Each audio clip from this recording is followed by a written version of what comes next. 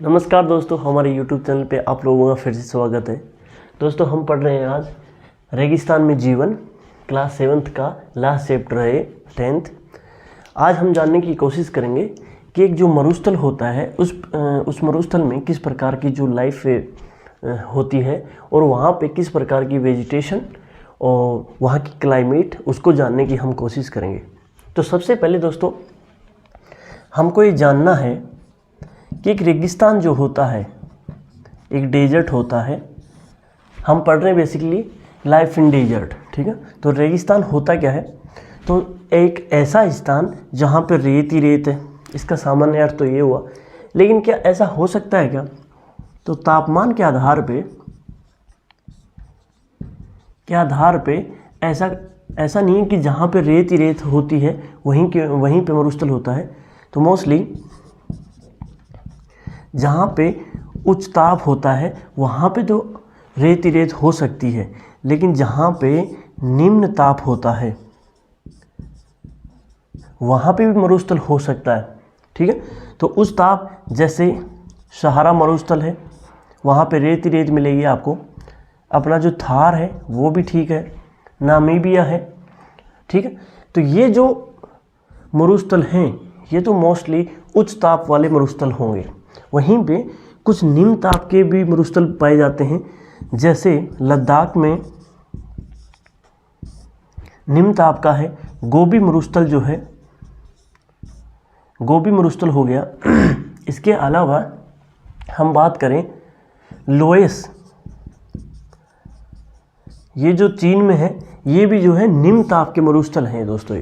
तो इस आधार पे हम मोस्टली रेगिस्तान वो स्थान होते हैं जहाँ की जलवायु जो है उष्ण और शीत हो सकती है, और जहाँ पे वनस्पति कैसी होती है, वनस्पति होती है वो विरल पाई जाती है। विरल जो है वनस्पति वहाँ पे देखने को मिलती है। तो मोस्टली हम आज यही जानने की कोशिश करेंगे कि एक जो मरुस्थल होता है वहाँ पे जलवायु, वहाँ के लोग, वहाँ के वन्य प्राणी, वहाँ की वर्षा किस आधार पे होती है और वहाँ पे लाइफस्टाइल कैसी होती है। तो सबसे पहले हम एग्जाम्पल लेंगे। दूसरी चीज़, एक दोस्तों, मरुस्थल मोस्टली पृथ्वी के ऊपर महाद्वीपों के पश्चिमी छोर के ऊपर पाए जाते हैं। ये हमने बात करी, ये हो गई कर्क रेखा और ये है मकर रेखा। इनके बीच में एक रेखा गुजरती है जिसको हम बोलते हैं इक्वेटर लाइन। इन दोनों के मध्य वाले भाग को बोलते हैं उष्ण कटिबंध प्रदेश, ठीक है। और अधिकतर जो रेगिस्तान है वो इसी उष्ण कटिबंधीय प्रदेश में ही पाए जाते हैं। मोस्टली महाद्वीपों के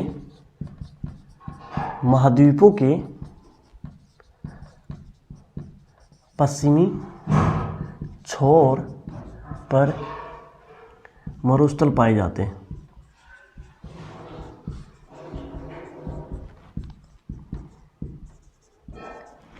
इसके कई कारण हैं। इन कारणों के बारे में हम विस्तृत रूप से आगे की क्लासों में जानने की कोशिश करेंगे, लेकिन यहाँ पे हम ये जानने की कोशिश करेंगे कि जो मोस्टली मरुस्थल बने हुए हैं वो इस क्षेत्र में बने हुए हैं, उष्ण कटिबंध में। बिकॉज इसका एक तो कारण ये है कि सूर्य की जो किरणें हैं वो हमेशा वर्ष भर यहाँ पे बनी रहती हैं, उच्च तापमान रहता है, और जो वायु संचरण है वो पूर्व से पश्चिम की तरफ चलता है। पृथ्वी रोटेट करती रहती है, तो जो हवा है वो पूर्व से पश्चिम की तरफ आती है।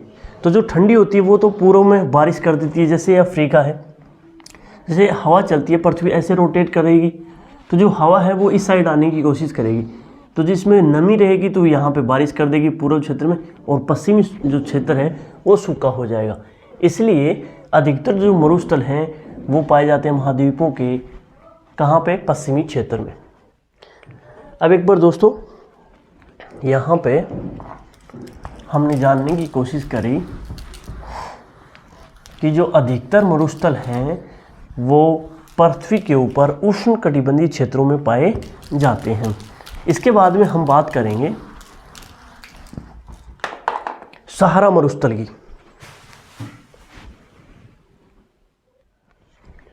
अब देखिए दोस्तों, सबसे पहले हम बात करेंगे ये सहारा मरुस्थल की। तो बेसिकली हमने बात करी कि रेगिस्तान वो शुष्क भाग होता है पृथ्वी के ऊपर जहाँ पे वनस्पति तो पाई नहीं जाती, पेड़ पौधे तो होते नहीं हैं, और वहाँ की जो मिट्टी होती है वो अपना उपजाऊपन खो देती है और मिट्टी के महीन महीन जो कण हैं वो बन जाते हैं, तो उसी को हम रेगिस्तान बोल देते हैं। तो सबसे पहले हम बात कर रहे हैं सहारा की, जो विश्व का सबसे बड़ा रेगिस्तान है। इसकी स्थिति की बात करेंगे तो सबसे पहले तो ये अफ्रीका महाद्वीप में है, अफ्रीका के उत्तरी क्षेत्र में ये स्थित है। विश्व का सबसे बड़ा मरुस्थल है शुष्क में, शुष्क यानी कि विश्व का सबसे शुष्क मरुस्थलों में सबसे बड़ा मरुस्थल कौन सा है? सहारा मरुस्थल है। कहाँ पे स्थित है? अफ्रीका में स्थित है। बात करें इसके क्षेत्रफल की तो दोस्तों उत्तरी जो अफ्रीका में, संपूर्ण उत्तरी अफ्रीका में फैला हुआ है। बात करें इसके कुल क्षेत्रफल की तो 8.454 लाख वर्ग किलोमीटर यानी कि 8.5 लाख वर्ग किलोमीटर में ये फैला हुआ है। अब दोस्तों ये इतना विस्तृत इसका आकार है, आप इसका आइडिया ऐसे लगा सकते हो कि भारत का जो कुल क्षेत्रफल है 332,264 लाख वर्ग किलोमीटर, 332,264 लाख वर्ग किलोमीटर भारत का क्षेत्रफल है। अब इससे देखो कितना बड़ा है, यहाँ पे 2.5 भारत आ जाएंगे, यानी कि 2.5 भारत के बराबर अकेला सहारा मरुस्थल जो है वो फैला हुआ है। तो दोस्तों इसका विस्तार जो है वो 8.4 लाख वर्ग किलोमीटर में इसका जो है विस्तार पूरे उत्तरी अफ्रीका में फैला हुआ है। हम बात करें 11 देशों में इसका मुख्यतः जो है वो विस्तार पाया जाता है। कौन कौन से में? इसमें आप दोस्तों ये नोट कर लेना। सबसे पहले हम बात करेंगे अल्जीरिया, ट्यूनीसिया, मोरक्को, पश्चिमी सहारा, मोरितानिया, माली, नाइजर, चाड, सूडान और इरिट्रिया और मिस्र। 1 2 3 4 5 6 7 8 9 10 11 और 12, ठीक है।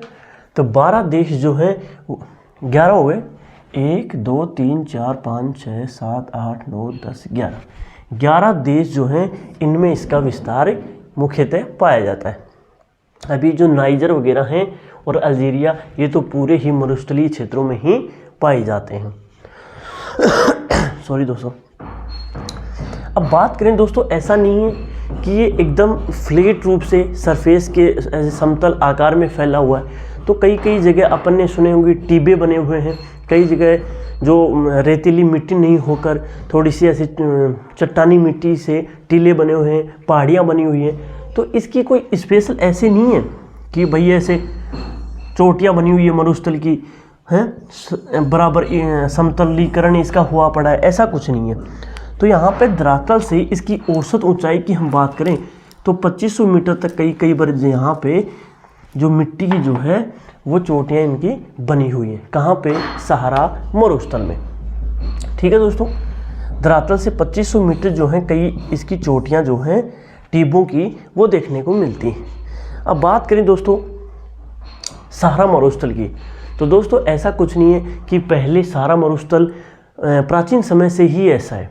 पहले यहाँ पे भी हरे भरे मैदान होते थे, जैसे हमने प्रेरीज पढ़े थे, स्टेपीज पढ़े थे, ऐसे ही यहाँ पे भी क्या थे, पहले वनस्पति वगैरह थी।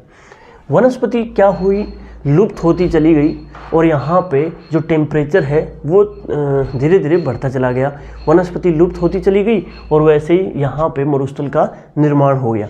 नहीं, पहले यहाँ पे भी क्या रहते थे, जीव जनावर, वन्य प्राणी और वनस्पति पाई जाती थी। यहाँ पे भी वही शेर, चीता वगैरह सारे जानवर जो थे यहाँ पे मोस्टली देखने को मिलते थे। लेकिन समय के साथ हमने इससे पहले हमने बात करी थी, जैसे पेंजिया जो है वो बाघ था, उसके चारों तरफ एक महासागर फैला हुआ था, पैंथालासा। फिर धीरे धीरे महासागर जो है उनके अंदर पानी आता गया और महाद्वीप क्या सिकुड़ने लग गए, दूर होते चले गए एक दूसरे से। ऐसे ही जो परिवर्तन है वही प्रकृति का नियम है, ठीक है दोस्तों। तो प्रकृति में जो है वो चेंजेस आते रहेंगे। वर्तमान में हम भारत में रह रहे हैं, हम देखते हैं कि देखिए जो हमारा हिमालय क्षेत्र है उसकी ऊंचाई दिन ब दिन बढ़ती जा रही है। ज़रूरी नहीं है दोस्तों कि भविष्य में भी हिमालय जहाँ आज है वहाँ पे भविष्य में भी रहे, ऐसा कोई ज़रूरी नहीं है। जैसे वर्तमान में पश्चिमी भारत में थार मरुस्थल पाया जाता है, भविष्य में रहेगा ये कोई ज़रूरी नहीं है। तो प्रकृति जो है वो बदलती रहती है। तो पहले सारा ऐसा नहीं था, अब धीरे धीरे टेम्परेचर जो है इसका बढ़ता चला गया। जैसे सबसे ज़्यादा जो है 1922 में यहाँ पे नोट किया गया था कि जो अल्जीरिया देश है यहाँ पे 1922 में 57 डिग्री सेल्सियस यहाँ पे नोट किया गया। ये अब तक का सर्वाधिक तापमान जो है वो यहाँ पे देखा गया है। कहाँ पे? अल्जीरिया देश में। अब देखिए दोस्तों, 50 डिग्री सेल्सियस टेम्परेचर जहाँ पे रहेगा वहाँ की मिट्टी उपजाऊ होगी क्या? बिल्कुल नहीं होगी। तो ऐसे ही सारा मरुस्थल जो है यहाँ पे सूर्य की किरणें जो है लगातार तीव्र गति से पड़ती रही और वनस्पति जो है धीरे धीरे लुप्त होती चली गई। बारिश हुई नहीं तो उससे क्या हो गया? मरुस्थल का निर्माण हो गया। एक बार नोट करो। इसके बाद में हम पढ़ेंगे सहारा मरुस्थल की जलवायु। इसके बाद में दोस्तों हम देखते हैं यहाँ की क्लाइमेट, यानी कि यहाँ पे किस प्रकार की जो है जलवायु पाई जाती है। हम बात करें, जैसे अफ्रीका एकमात्र विश्व में ऐसा महाद्वीप है जिनमें से तीनों रेखाएं गुजरती हैं, मकर रेखाएं, विषुवत रेखा और कर्क रेखाएं। ये तीनों रेखाएं जो हैं वो एकमात्र ऐसा महाद्वीप है, तीनों यहाँ से गुजरती हैं। बात करें हम जानते हैं कि जो सूर्य की किरणें हैं वो हमेशा विषुवत रेखा के ऊपर पूरी वर्ष भर चमकती रहती हैं। अब वहाँ पे वर्ष भर चमकेंगी तो यहाँ पे तापमान जो है वो अत्यधिक पाया जाता है। इसी का कारण है कि जो कर्क रेखा है और ये विषुवत रेखा है, इसके मध्य में मोस्टली जो है सारा मरुस्थल पाया जाता है। तापमान अधिक होने के कारण ही यहाँ पे मरुस्थल का पाया जाता है। अब हम बात करें भाई, कर्क रेखा और विषुवत रेखा के मध्य है तो ऑटोमेटिक यहाँ की क्लाइमेट जो होगी वो तो शुष्क होगी या वो क्या होगी? गर्म होगी। तो मोस्टली यहाँ की जो जलवायु है वो कैसी है? गर्म है। तो गर्म जलवायु है और शुष्क है यहाँ की जलवायु। बात करें वर्षा की तो दोस्तों यहाँ पे जहाँ पे 50 डिग्री सेल्सियस टेम्परेचर रहता है वहाँ पे बारिश होना तो अपने आप में ही क्या है? एक इत्तेफाक है। कुछ दिन पहले आपने न्यूज़ में देखा होगा कि सहारा जो मरुस्थल है उसके ऊपर स्नोफॉल हो रही थी, यानी कि वहाँ पे क्या हो रहा था? बर्फ़ पड़ रही थी। तो ये जो प्रकृति का जो दिन ब दिन प्रकृति बदल रही है, क्लाइमेट में चेंजेज हो रहे हैं, ये ग्लोबल जो वार्मिंग है उसका साइड इफ़ेक्ट है। अब देखो यहाँ पे दिन का टेम्परेचर जो है वो तो 50 डिग्री सेल्सियस हो जाता है और रात का टेम्परेचर 0 डिग्री सेल्सियस। अब दोनों में डिफरेंस देखो तो यहाँ पे जो है यहाँ की जो क्लाइमेट है वो थोड़ी सी क्या है? ज़्यादा ही गर्म है। अब गर्म होने के कारण ही यहाँ पे आप देखोगे कि पूरे सहारा में किसी प्रकार की वनस्पति देखने को नहीं मिलती है। अब जहाँ पे बारिश नहीं होती तो बादलों का क्या काम है? तो बादल तो बिल्कुल ही नहीं रहेंगे यहाँ पे, तो बादल रहित आकाश रहता है। वनस्पति तो क्या करेगी? बादलों को आकर्षित करती है। अब पेड़ ही नहीं रहेंगे तो बादल कहाँ से आएंगे? तो यहाँ पे आकाश जो है वो शांत रहता है और किसी प्रकार की कोई वनस्पति पाई नहीं जाती है। वर्षा होती है तो वो कभी इत्तेफाक से देखने को मिलती है। कई बार टेम्परेचर जब 0 डिग्री से भी डाउन हो जाता है और कई बार इत्तेफाक से यहाँ पे बारिश देखने को मिलती है। वैसे यहाँ पे बारिश जो है वो बहुत ही रेयर कंडीशन में देखने को मिलती है। इसके बाद में दोस्तों हम बात करेंगे प्राणी जगत की कि यहाँ पे किस प्रकार के जो है प्राणी देखने को मिलते हैं। इसके बाद में दोस्तों हम बात करते हैं सहारा रेगिस्तान में पाए जाने वाले मुख्यतः वनस्पति कौन सी होती है और यहाँ पे पाए जाने वाले मोस्टली जो प्राणी हैं वो कौन कौन से होते हैं। सबसे पहले हम चर्चा करते हैं तो आपको मरुस्थल देखते ही याद आ जाना चाहिए कि यहाँ पे छोटी पत्ती के पेड़ वगैरह पाए जाएंगे, ठीक है, जिनके कांटे वगैरह होते हैं। जैसे थार मरुस्थल की हम बात करें तो यहाँ पे खेजड़ी, कैर, बबूल, विभिन्न प्रकार की ऐसी जो है वो वनस्पति पाई जाती है। इनकी जड़ें जो हैं वो गहरी रहेंगी और वहीं पे उनकी जो पत्तियाँ हैं वो छोटी रहेंगी। वहीं पे सहारा मरुस्थल में भी इसी प्रकार की वनस्पति यहाँ पे देखने को मिलती है। इसमें कैक्टस होता है, खजूर के पेड़ हैं, एकेसिया। कैक्टस सेम ऐसा ही है जैसे आपने देखा होगा ग्वारपाठा का पेड़, वह सेम वैसा ही होता है। वहीं पे बात करें खजूर के पेड़ों की, तो खजूर के पेड़ वहीं पाए जाते हैं जहाँ पे मरूदान होते हैं। मरूदान क्या होते हैं, जैसे कोई मिट्टी का टीला है, वो उठकर क्या यहाँ पे चला गया, यहाँ पे चला गया, ट्रांसफ़र उड़ के चला गया, तो यहाँ पे क्या एक गर्त बन जाएगा, गर्त बन जाता है। गर्त बन जाएगा तो इसके चारों तरफ जो हैं वो खजूर के पेड़ जो हैं वो ग्रो हो जाते हैं।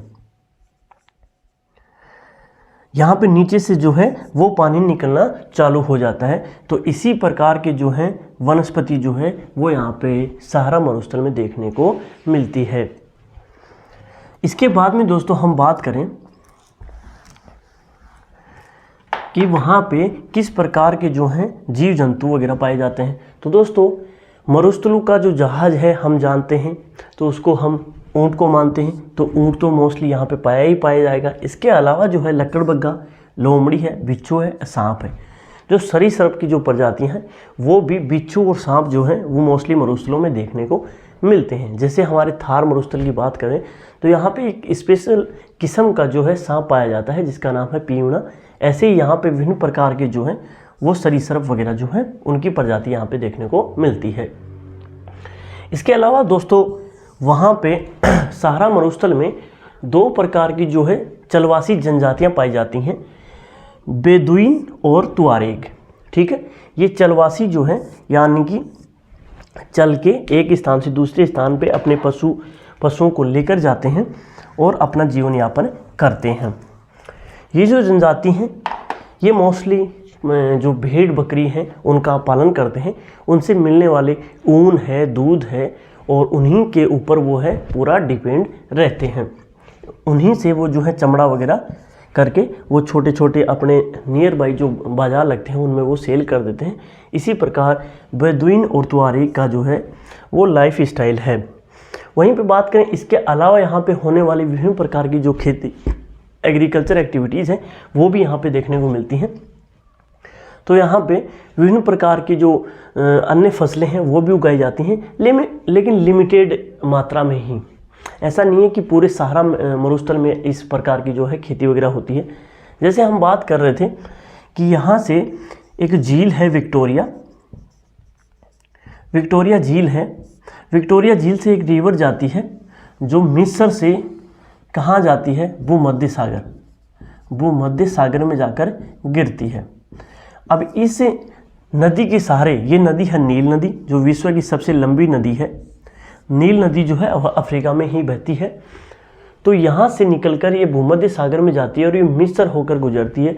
तो इस नदी के नियर बाई विभिन्न प्रकार की केनाल जो नहरें हैं उनका विकास हो पाया है और उस नहर के आसपास विभिन्न प्रकार की खेती होती है। उनमें तंबाकू है, कपास है, गेहूँ, चावल और विभिन्न प्रकार की अन्य खेती यहाँ पे होती है। मोस्टली यहाँ पे खजूर की खेती जो है वो फेमस है। और आपने सुना होगा कि मिस्र जो है कपास के लिए भी जाना जाता है। मिस्र की जो कपास है वो भी वर्ल्ड फेमस है। तो मिस्र जो है यहाँ पे कपास के लिए जाना जाता है। हमने बात करी थी मरुधानों की, जो यहाँ से एक जगह से टीले उठकर दूसरी स्थान पे आ जाते हैं और नीचे से पानी आ जाता है गर्त बनकर, तो उसी को बोलते हैं वो मरुधान। जैसे एक एग्जांपल दे रखा है इसमें कि मोरक्को में एक टेफिलालेट जो मरुधान है वो बहुत बड़ा है और यहाँ पे ऐसे ही विभिन्न प्रकार की क्या है मरुधान बन गए हैं। उनके नियर बाई जो है वो मोस्टली खजूर के पेड़ जो है वो उग जाते हैं और उगाए जाते हैं। ठीक है, तो ये हमने बात करी सहारा मरुस्थल की। इसमें इस हिसाब की आपने एक बात और देखी होगी यहाँ पे कि एक डॉक्टर हवा, यहाँ पे एक हवा और चलती है डॉक्टर हवा। यहाँ से हवा जाती है और खमसीन भी बोलते हैं उसको शायद, वो हम अगर नेक्स्ट क्लास में बात करेंगे। तो यहाँ से हवा गुजरती है और वो इटली वगैरह जो है वहाँ पे क्या करती है, धूल ले जाती है। उसका नाम अलग है। एक हवा इस साइड आती है जो काफ़ी स्वास्थ्यवर्धक है, उसको हम डॉक्टर हवा बोलते हैं, जो स्वास्थ्य के लिए अच्छी मानी जाती है। तो ये इस प्रकार की दो हवाएं यहाँ पे चलती हैं, उनको भी अपन नेक्स्ट क्लास में पढ़ेंगे। तो ये यहाँ पे कंप्लीट होता है सहारा रेगिस्तान। इसके बाद में हम बात करेंगे लद्दाख मरुस्थल की।